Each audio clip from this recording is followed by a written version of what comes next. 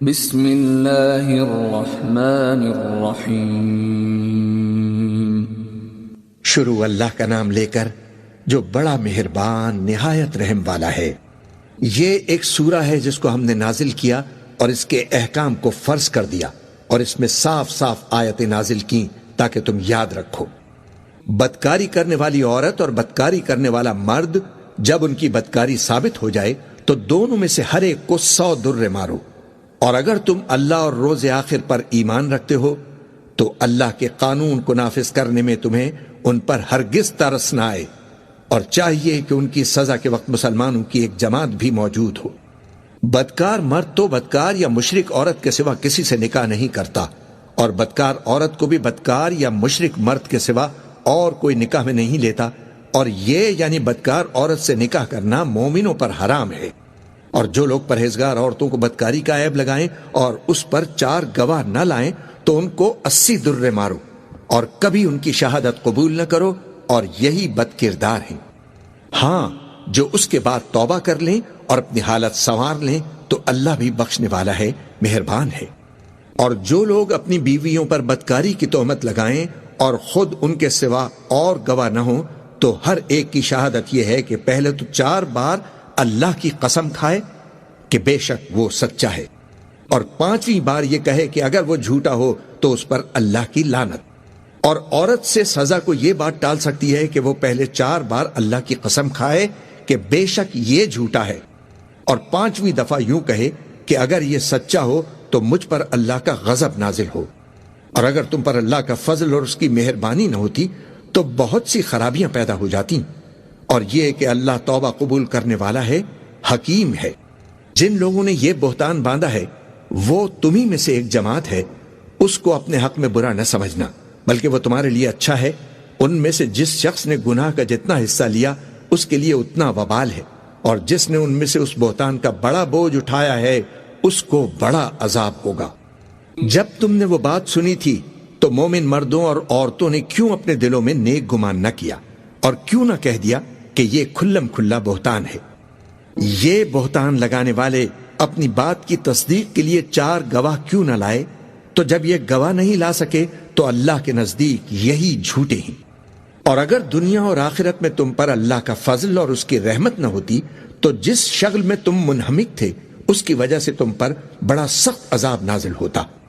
جب تم اپنی زبانوں سے اس کا ایک دوسرے سے ذکر کرتے تھے اور اپنے منہ سے ایسی بات کہتے تھے جس کا تم کو کچھ بھی علم نہ تھا، اور تم اسے ایک ہلکی بات سمجھتے تھے، حالانکہ اللہ کے نزدیک وہ بڑی بھاری بات تھی۔ اور جب تم نے اسے سنا تھا تو کیوں نہ کہہ دیا کہ ہمیں شایع نہیں کہ ایسی بات زبان پر لائیں؟ پروردگار تو پاک ہے، یہ تو بہت بڑا بہتان ہے۔ اللہ تمہیں نصیحت کرتا ہے کہ اگر مومن ہو تو پھر کبھی ایسا کام نہ کرنا۔ اور اللہ تمہارے سمجھانے کے لیے اپنی آیتیں کھول کھول کر بیان فرماتا ہے، اور اللہ جاننے والا ہے، حکمت والا ہے۔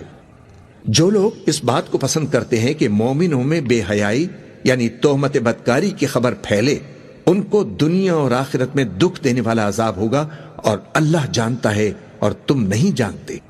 اور اگر تم پر اللہ کا فضل اور اس کی رحمت نہ ہوتی تو کیا کچھ نہ ہوتا، مگر وہ کریم ہے، اور یہ کہ اللہ نہایت مہربان ہے، رحیم ہے۔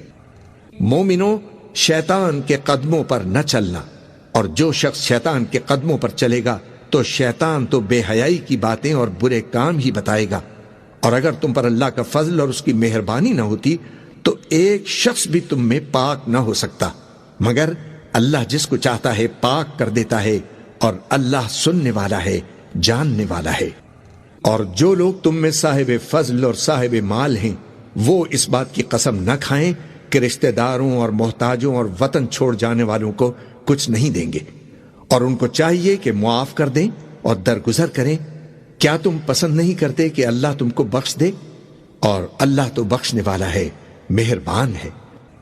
جو لوگ پرہیزگار اور برے کاموں سے بے خبر اور ایماندار عورتوں پر بدکاری کی تہمت لگاتے ہیں ان پر دنیا اور آخرت دونوں میں لعنت ہے، اور ان کو سخت عذاب ہوگا۔ یعنی قیامت کے روز جس دن ان کی زبانیں اور ہاتھ اور پاؤں سب ان کے کاموں کی گواہی دیں گے،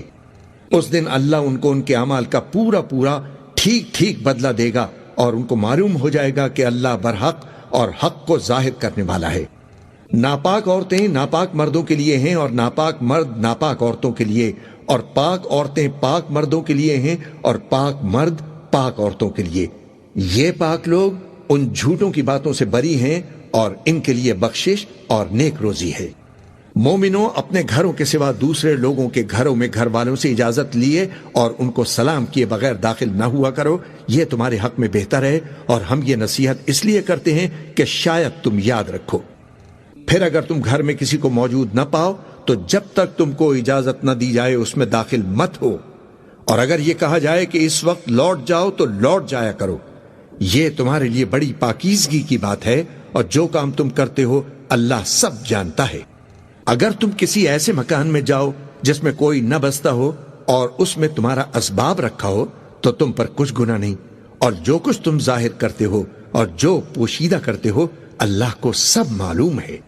مومن مردوں سے کہہ دو کہ اپنی نظریں نیچی رکھا کریں اور اپنی شرمگاہوں کی حفاظت کیا کریں، یہ ان کے لیے بڑی پاکیزگی کی بات ہے، اور جو کام یہ کرتے ہیں اللہ ان سے خبردار ہے۔ اور مومن عورتوں سے کہہ دو کہ وہ بھی اپنی نگاہیں نیچی رکھا کریں اور اپنی شرمگاہوں کی حفاظت کیا کریں، اور اپنی آرائش یعنی زیور کے مقامات کو ظاہر نہ ہونے دیا کریں مگر جو اس میں سے کھلا رہتا ہو، اور اپنے سینوں پر اوڑھنیاں اوڑھے رہا کریں، اور اپنے خاوند اور باپ اور سسر اور بیٹوں اور خاوند کے بیٹوں اور بھائیوں اور بھتیجوں اور بھانجوں اور اپنی جیسی مومن عورتوں اور لونڈی غلاموں کے سوا نیز ان خدام کے جو عورتوں کی خواہش نہ رکھیں، یا ایسے لڑکوں کے جو عورتوں کے پردے کی چیزوں سے واقف نہ ہوں۔ غرض ان لوگوں کے سوا کسی پر اپنی زینت اور سنگار کے مقامات کو ظاہر نہ ہونے دیں، اور اپنے پاؤں ایسے طور سے زمین پر نہ ماریں کہ جھنکار کانوں میں پہنچے اور ان کا پوشیدہ زیور معلوم ہو جائے۔ اور مومنوں، سب اللہ کے آگے توبہ کرو تاکہ فلاح پاؤ، اور اپنی قوم کی بیوہ عورتوں کے نکاح کر دیا کرو، اور اپنے غلاموں اور لونڈیوں کے بھی جو نیک ہوں نکاح کر دیا کرو۔ اگر وہ مفلس ہوں گے تو اللہ ان کو اپنے فضل سے غنی کر دے گا، اور اللہ بہت وسعت والا ہے، سب کچھ جاننے والا ہے۔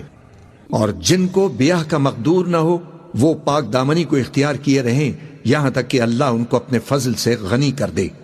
اور جو غلام تم سے مکاتبت یعنی مال دے کر پروانہ آزادی کی تحریر چاہیں، اگر تم ان میں صلاحیت اور نیکی پاؤ تو ان سے مکاتبت کر لو،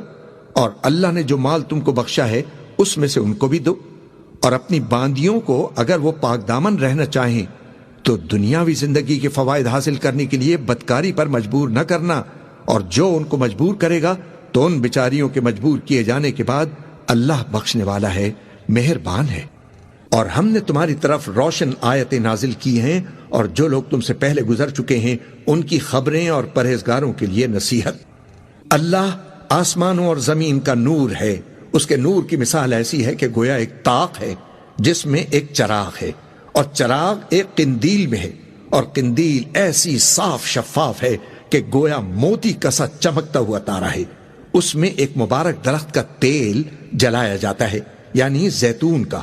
کہ نہ مشرق کی طرف ہے نہ مغرب کی طرف۔ ایسا معلوم ہوتا ہے کہ اس کا تیل خواہ آگ اسے نہ بھی چھوئے جلنے کو تیار ہے۔ بڑی روشنی پر روشنی ہو رہی ہے، اللہ اپنے نور سے جس کو چاہتا ہے سیدھی راہ دکھاتا ہے، اور اللہ جو مثالیں بیان فرماتا ہے تو لوگوں کے سمجھانے کے لیے، اور اللہ ہر چیز سے واقف ہے۔ وہ قندیل ان گھروں میں ہے جن کے بارے میں اللہ نے ارشاد فرمایا ہے کہ بلند کیے جائیں، اور وہاں اللہ کے نام کا ذکر کیا جائے، اور وہ ان میں صبح و شام اس کی تسبیح کرتے رہیں۔ ایسے لوگ جن کو اللہ کے ذکر اور نماز پڑھنے اور زکوٰۃ دینے سے نہ سوداگری غافل کرتی ہے نہ خرید و فروخت، وہ اس دن سے جب دل خوف اور گھبراہٹ کے سبب الٹ جائیں گے اور آنکھیں اوپر چڑھ جائیں گی ڈرتے ہیں، تاکہ اللہ ان کو ان کے اعمال کا بہت اچھا بدلہ دے اور اپنے فضل سے زیادہ بھی عطا فرمائے۔ اور اللہ جس کو چاہتا ہے بے حساب رزق دیتا ہے۔ اور جن لوگوں نے کفر کیا ان کے اعمال کی مثال ایسی ہے جیسے میدان میں ریت کہ پیاسا اسے پانی سمجھے، یہاں تک کہ جب اس کے پاس آئے تو اسے کچھ بھی نہ پائے اور اللہ ہی کو اپنے پاس دیکھے، تو وہ اسے اس کا حساب پورا پورا چکا دے اور اللہ جلد حساب کرنے والا ہے۔ یا ان کے اعمال کی مثال ایسی ہے جیسے گہرے سمندر میں اندھیرے جس پر لہر چڑھتی چلی آتی ہو اور اس کے اوپر اور لہر آ رہی ہو اور اس کے اوپر بادل ہو، غرض اندھیرے ہی اندھیرے ہوں ایک پر ایک چھایا ہوا، جب اپنا ہاتھ نکالے تو کچھ نہ دیکھ سکے، اور جس کو اللہ روشنی نہ دے اس کو کہیں بھی روشنی نہیں مل سکتی۔ کیا تم نے نہیں دیکھا کہ جو لوگ آسمانوں اور زمین میں ہیں اللہ کی تسبیح کرتے رہتے ہیں، اور بازو پھیلائے ہوئے پرندے بھی، اور سب اپنی نماز اور تسبیح کے طریقے سے واقف ہیں، اور جو کچھ وہ کرتے ہیں سب اللہ کو معلوم ہے، اور آسمان اور زمین کی بادشاہی اللہ ہی کے لیے ہے اور اللہ ہی کی طرف لوٹ کر جانا ہے۔ کیا تم نے نہیں دیکھا کہ اللہ ہی بادلوں کو چلاتا ہے، پھر ان کو آپس میں ملا دیتا ہے، پھر ان کو تہ بتہ کر دیتا ہے، پھر تم دیکھتے ہو کہ بادل میں سے مے نکل کر برس رہا ہے، اور آسمان میں جو اولوں کے پہاڑ ہیں ان سے اولے نازل کرتا ہے، تو جس پر چاہتا ہے اس کو برسا دیتا ہے اور جس سے چاہتا ہے ہٹائے رکھتا ہے، اور بادل میں جو بجلی ہوتی ہے اس کی چمک آنکھوں کو خیرہ کر کے بینائی کو اچکے لیے جاتی ہے۔ اللہ ہی رات اور دن کو بدلتا رہتا ہے، اہل بصارت کے لیے اس میں بڑی عبرت ہے۔ اور اللہ ہی نے ہر چلنے پھرنے والے جاندار کو پانی سے پیدا کیا، تو ان میں سے بعض ایسے ہیں کہ پیٹ کے بل چلتے ہیں، اور بعض ایسے ہیں جو 2 پاؤں پر چلتے ہیں، اور بعض ایسے ہیں جو 4 پاؤں پر چلتے ہیں۔ اللہ جو چاہتا ہے پیدا کرتا ہے، بے شک اللہ ہر چیز پر قادر ہے۔ ہم ہی نے روشن آیتیں نازل کی ہیں، اور اللہ جس کو چاہتا ہے سیدھے رستے کی طرف ہدایت فرماتا ہے۔ اور بعض لوگ کہتے ہیں کہ ہم اللہ پر اور رسول پر ایمان لائے اور ان کا حکم مان لیا، پھر اس کے بعد ان میں سے ایک فریق پھر جاتا ہے، اور یہ لوگ صاحب ایمان ہی نہیں ہیں۔ اور جب ان کو اللہ اور اس کے رسول کی طرف بلایا جاتا ہے تاکہ پیغمبر ان کا قضیہ چکا دیں، تو ان میں سے ایک فریق منہ پھیر لیتا ہے، اور اگر ان کو حق ملتا ہو تو اس کی طرف قبول کر کے چلے آتے ہیں۔ کیا ان کے دلوں میں بیماری ہے یا یہ شک میں ہے، یا ان کو یہ خوف ہے کہ اللہ اور اس کا رسول ان پر ظلم کریں گے؟ نہیں، بلکہ یہ خود ہی ظالم ہیں۔ مومنوں کی تو یہ بات ہے کہ جب اللہ اور اس کے رسول کی طرف بلائے جائیں تاکہ وہ ان میں فیصلہ کریں، تو کہیں کہ ہم نے حکم سن لیا اور مان لیا، اور یہی لوگ فلاح پانے والے ہیں۔ اور جو شخص اللہ اور اس کے رسول کی فرما برداری کرے گا اور اس سے ڈرے گا اور اس کا تقوی اختیار کرے گا، تو ایسے ہی لوگ مراد کو پہنچنے والے ہیں۔ اور یہ اللہ کی سخت سخت قسمیں کھاتے ہیں کہ اگر تم ان کو حکم دو تو سب گھروں سے نکل کھڑے ہوں۔ کہہ دو کہ قسمیں مت کھاؤ، پسندیدہ فرما برداری درکار ہے، بے شک اللہ تمہارے سب اعمال سے خبردار ہے۔ کہہ دو کہ اللہ کی فرما برداری کرو اور رسول کے حکم پر چلو، اگر منہ موڑو گے تو رسول پر اس چیز کا ادا کرنا ہے جو ان کے ذمے ہے، اور تم پر اس چیز کا ادا کرنا ہے جو تمہارے ذمے ہے، اور اگر تم ان کے فرمان پر چلو گے تو سیدھا رستہ پالو گے، اور رسول کے ذمے تو صاف صاف پہنچا دینا ہے۔ جو لوگ تم میں سے ایمان لائے اور نیک کام کرتے رہے، ان سے اللہ کا وعدہ ہے کہ وہ ان کو ملک کا حاکم بنا دے گا، جیسا ان سے پہلے لوگوں کو حاکم بنایا تھا، اور ان کے دین کو جسے اس نے ان کے لیے پسند فرمایا ہے مستحکم و پائیدار کرے گا، اور خوف کے بعد ان کو امن بخشے گا۔ وہ میری عبادت کریں گے اور میرے ساتھ کسی چیز کو شریک نہ بنائیں گے، اور جو اس کے بعد کفر کرے تو ایسے ہی لوگ بد کردار ہیں۔ اور نماز پڑھتے رہو اور زکوٰۃ دیتے رہو، اور پیغمبر کے فرمان پر چلتے رہو تاکہ تم پر رحمت کی جائے، اور ایسا خیال نہ کرنا کہ کافر لوگ ہم کو زمین میں مغلوب کر دیں گے۔ ان کا ٹھکانہ دوزخ ہے، اور وہ بہت برا ٹھکانہ ہے۔ مومنوں، تمہارے باندی غلام اور جو بچے تم میں سے بلوغ کو نہیں پہنچے 3 دفعہ یعنی 3 اوقات میں تم سے اجازت لیا کریں، ایک تو نماز فجر سے پہلے، اور دوسرے گرمی کی دوپہر کو جب تم کپڑے اتار دیتے ہو، اور تیسرے عشاء کی نماز کے بعد۔ یہ 3 وقت تمہارے پردے کے ہیں، ان کے آگے اور پیچھے یعنی دوسرے وقتوں میں نہ تم پر کچھ گناہ ہے اور نہ ان پر، کہ کام کاج کے لیے ایک دوسرے کے پاس آتے رہتے ہو۔ اس طرح اللہ اپنی آیتیں کھول کھول کر بیان فرماتا ہے، اور اللہ بڑا علم والا ہے، بڑا حکمت والا ہے۔ اور جب تمہارے لڑکے بالغ ہو جائیں تو ان کو بھی اسی طرح اجازت لینی چاہیے جس طرح ان سے اگلے یعنی بڑے آدمی اجازت حاصل کرتے رہے ہیں۔ اس طرح اللہ تم سے اپنی آیتیں کھول کھول کر بیان فرماتا ہے، اور اللہ جاننے والا ہے، حکمت والا ہے۔ اور بڑی عمر کی عورتیں جن کو نکاح کی توقع نہیں رہی اور وہ زائد کپڑے اتار کر سر ننگا کر لیا کریں تو ان پر کچھ گناہ نہیں، بشرطے کہ اپنی زینت کی چیزیں نہ ظاہر کریں، اور اگر اس سے بھی بچیں تو یہ ان کے حق میں بہتر ہے، اور اللہ سنتا ہے، جانتا ہے۔ نہ تو اندھے پر کچھ گناہ ہے اور نہ لنگڑے پر اور نہ بیمار پر اور نہ خود تم پر کہ اپنے گھروں سے کھانا کھاؤ، یا اپنے باپ دادا کے گھروں سے، یا اپنی ماؤں کے گھروں سے، یا بھائیوں کے گھروں سے، یا اپنی بہنوں کے گھروں سے، یا اپنے چچاؤں کے گھروں سے، یا اپنی پھوپھیوں کے گھروں سے، یا اپنے ماموں کے گھروں سے، یا اپنی خالاؤں کے گھروں سے، یا اس گھر سے جس کی کنجیاں تمہارے ہاتھ میں ہوں، یا اپنے دوستوں کے گھروں سے، اور اس کا بھی تم پر کچھ گناہ نہیں کہ سب مل کر کھانا کھاؤ یا جدا جدا۔ پھر جب گھروں میں جایا کرو تو اپنے گھر والوں کو سلام کیا کرو، یہ اللہ کی طرف سے مبارک اور پاکیزہ تحفہ ہے۔ اس طرح اللہ اپنی آیتیں کھول کھول کر بیان فرماتا ہے تاکہ تم سمجھو۔ مومن تو وہ ہیں جو اللہ پر اور اس کے رسول پر ایمان لائے، اور جب کبھی ایسے کام کے لیے جو جمع ہو کر کرنے کا ہو پیغمبر کے پاس جمع ہو تو ان سے اجازت لیے بغیر چلے نہیں جاتے۔ اے پیغمبر، جو لوگ تم سے اجازت حاصل کرتے ہیں وہی اللہ پر اور اس کے رسول پر ایمان رکھتے ہیں، سو جب یہ لوگ تم سے کسی کام کے لیے اجازت مانگا کریں تو ان میں سے جسے چاہا کرو اجازت دے دیا کرو، اور ان کے لیے اللہ سے بخشش مانگا کرو، کچھ شک نہیں کہ اللہ بخشنے والا ہے، مہربان ہے۔ مومنوں، پیغمبر کے پکارنے کو ایسا خیال نہ کرنا جیسا تم آپس میں ایک دوسرے کو پکارتے ہو، بے شک اللہ کو وہ لوگ معلوم ہیں جو تم میں سے آنکھ بچا کر کھسک جاتے ہیں،